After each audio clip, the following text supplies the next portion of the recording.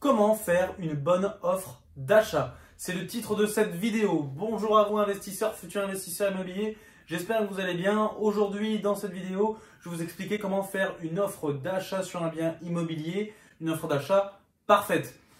Si vous ne me connaissez pas encore, je m'appelle Charles Lenoble, je suis consultant d'investissement immobilier, mais avant tout investisseur. Et donc aujourd'hui, je vais vous montrer les 8 points les plus importants à mettre dans une offre d'achat de biens immobiliers.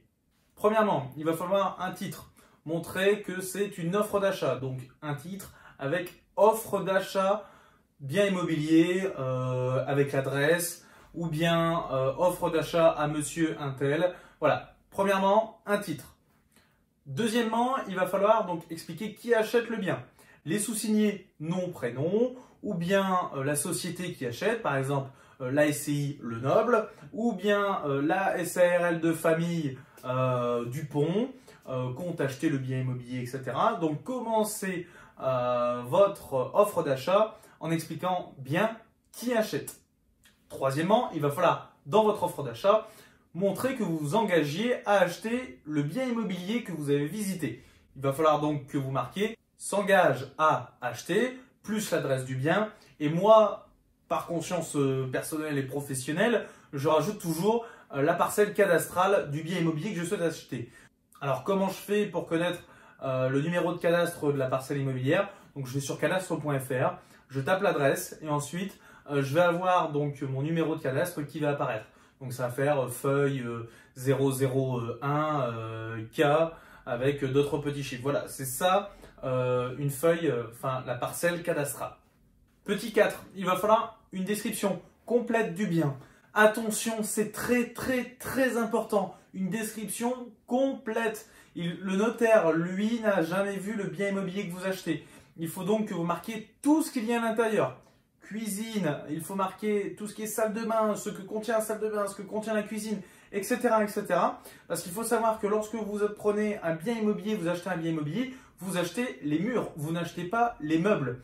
Vous n'achetez que les meubles que si vous l'avez spécifié dans votre contrat, dans votre compromis de vente, dans votre offre d'achat. Si vous ne l'avez pas mis et que le jour de la vente, le jour où vous récupérez les clés, vous n'avez aucun meuble ou pas de cuisine, eh ben, vous ne pourrez rien faire parce que rien n'était noté dans votre offre d'achat ni dans votre compromis de vente. Donc faites bien attention à ceci. Il y en a qui s'amusent à faire ça, à retirer tous les meubles qui sont dans les biens immobiliers. J'ai déjà même entendu des personnes qui avaient enlevé toutes les fleurs, même des arbustes, etc. du jardin. Donc imaginez un petit peu, faites une description très précise du bien immobilier que vous achetez. Cinquièmement, il va bien falloir montrer le prix auquel vous souhaitez acheter le bien. Donc que ce soit au prix qu'il était en vente ou bien en dessous du prix du marché. Et expliquer pourquoi vous l'achetez en dessous du prix du marché. Justifier qu'il y a par exemple des travaux, etc. etc. Alors ne vous inquiétez pas, je vais vous mettre dans ma description donc une offre d'achat complète, à quoi ça ressemble. Comme ça vous aurez un petit template que vous pourrez donc copier-coller pour votre prochaine offre d'achat sur un bien immobilier. Avant de continuer, si vous êtes intéressé par l'investissement immobilier, n'hésitez pas donc à souscrire à ma chaîne en cliquant sur le petit bouton s'abonner, la petite cloche pour recevoir une notification à chaque nouvelle vidéo et dans ma description, donc une formation complètement gratuite sur comment investir dans l'immobilier, maîtriser les secrets de l'immobilier locatif. Donc c'est en dessous dans la description, n'hésitez pas, c'est complètement gratuit. Alors, sixième point, il va falloir donc mettre dans votre offre d'achat donc tout ce qui est conditions suspensives. Conditions suspensives, c'est le fait de pouvoir sortir de la vente en cas qu'une condition ne se réalise pas. Par exemple, la condition suspensive de prêt, la plus connue, elle est mise quasiment, même si on ne la demande pas, elle est souvent mise dans tous les compromis de vente. À la limite, c'est si on dit « je ne veux pas mettre de condition suspensive de prêt » que celle-ci est enlevée. Mais sinon, voilà, une condition suspensive, par exemple, condition suspensive que le ravalement de façade soit refait sur la maison pour que on achète le bien immobilier. Donc ça veut dire si le jour de la signature, le ravalement de façade n'est pas fait, on n'achète pas la maison. Voilà, c'est ça une condition suspensive. Donc bien faire apparaître les conditions suspensives dans votre offre d'achat. Septièmement, donc mettre une date de fin de l'offre. parce que votre offre d'achat n'est pas valable pendant 5, 6, 7 ans. Non, elle est valable pendant un certain temps. En général, on met une offre d'achat environ 2 semaines.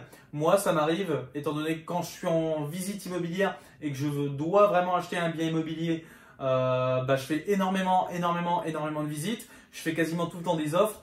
Quand je fais des offres, souvent, je laisse entre 3 et 4 jours pour la personne décider. Pourquoi? Parce que ça permet aussi que le vendeur, il se sente pressé et qu'il se sente un petit peu obligé d'accepter votre offre.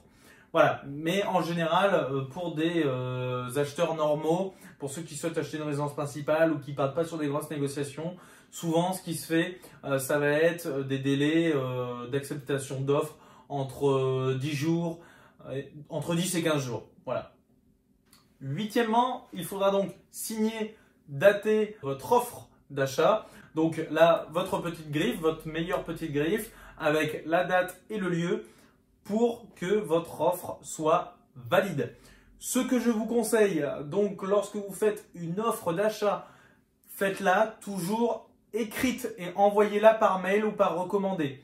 Retenez toujours, ça je le dis à chaque fois à tous mes participants de mes formations ou autres, les paroles s'envolent et les écrits restent.